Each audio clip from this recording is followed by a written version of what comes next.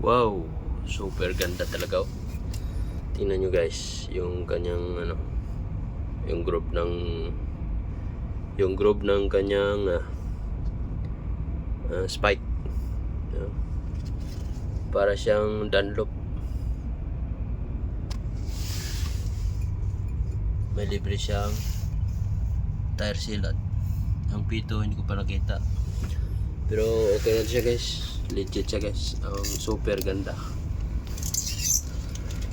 Made in Thailand.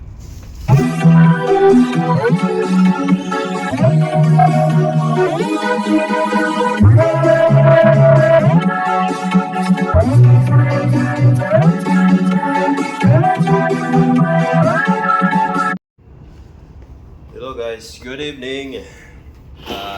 I-share ko lang tong nabili kong bagong gulong. Nabili ko to siya guys sa TikTok. Shoutout kay TikTok. Ang brand niya ay ito. Yan. Then chinik ko siya kanina. Iniisa-isa ko yung mga nahanap ko yung expiration niya. Hindi ko makita guys. Pero okay naman siya. Maganda siya guys. Yan. Good quality. Yung mga groove sa spike okay. Tsaka magaan siya. Para siyang Pirelli or Michelin. Parang gano'n. Tsaka maganda.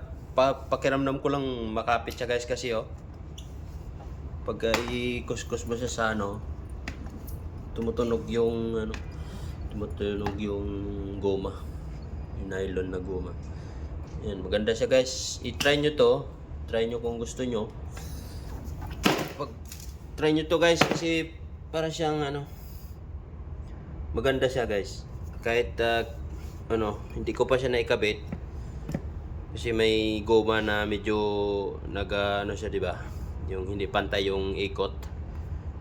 Sana maikabit ko to kagad para ma-test ko kung okay. Pero sa palagay ko okay naman kasi magaan saka quality talaga to guys. Made in Thailand.